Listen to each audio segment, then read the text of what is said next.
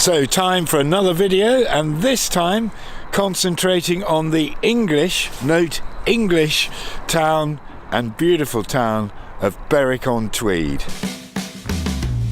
The Tweed is a tidal river, but I've managed to catch it this morning with the tide in, and as I think you'll agree, looks absolutely beautiful.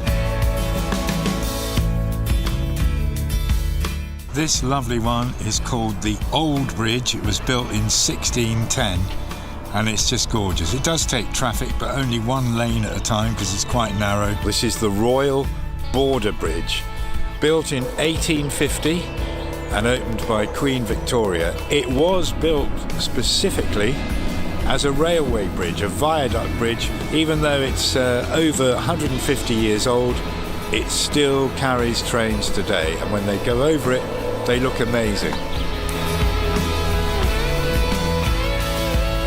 The artist Lowry, as in Little Matchstalk Men and Matchstalk Cats and Dogs, loved Berwick, and he used to be a frequent visitor here, painting many of his paintings based on the streets in Berwick.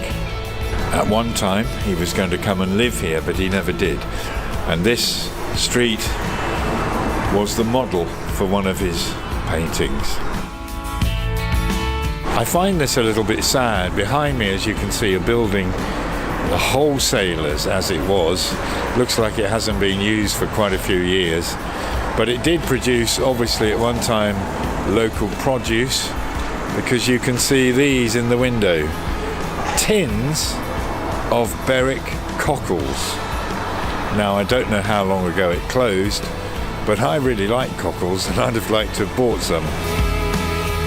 One of the notable things about Berwick are the town's medieval walls, which were started in 1296. Absolutely brilliant and really well preserved. In fact, one of the best preserved of any in the UK. Scotland and England have always fought over this town, but the last time it actually changed hands was in 1482, and it has remained English ever since. So once the English had grabbed the town, they decided they wanted to keep it, and as well as the medieval town walls, in Elizabethan times they built a really hard casing, if you like, round the town, Elizabethan military fortifications, and I'm sort of walking along in the middle of them here.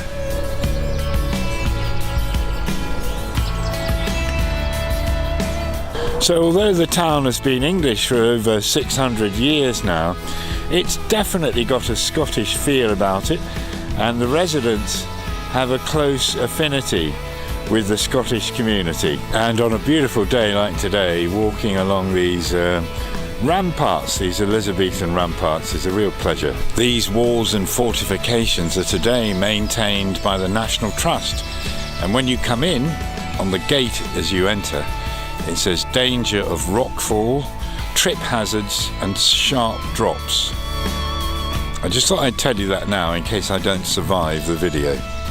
Well, my tour of these battlements is at an end, and I'm going to move on to a very special place, in fact, a holy place.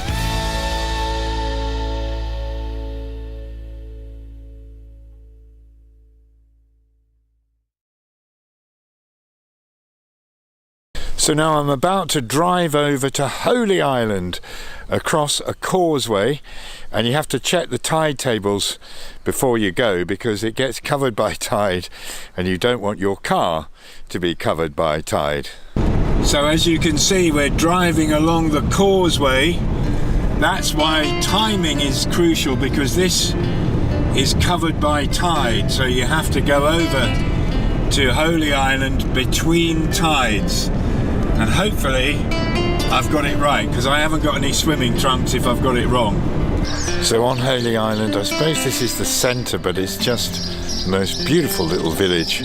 I'll show you some pictures of it and then we'll head towards the castle. Here's the tiny little island grocery shop.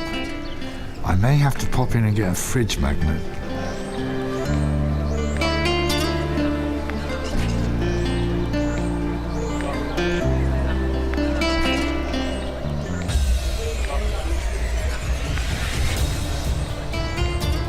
So time to sit down in this idyllic little village square and have a spot of lunch. And on the fridge magnet front, total success. And so behind me, the beautiful site of Lindisfarne Priory, which was established in the 7th century. From here, Celtic Christianity spread, and spread with the help of saints like Saint Aidan, who founded the monastery, and Saint Cuthbert. And behind me, some pretty amazing things. They're old herring boats, which are no longer seaworthy. And here on the island, when they get to that state, they turn them upside down, weatherproof them, and then use them as sheds for their fishing equipment. Really good use of old boats.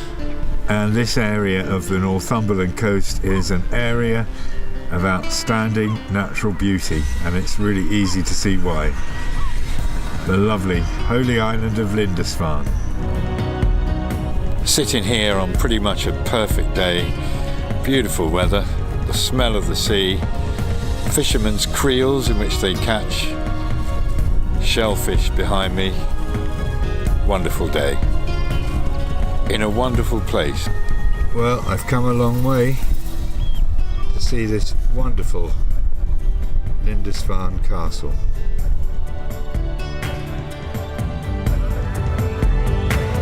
So to finish off a brilliant day, a pint of Holy Island Blessed Bitter in the local pub. It's been a fantastic experience, and I've really loved the island of Lindisfarne.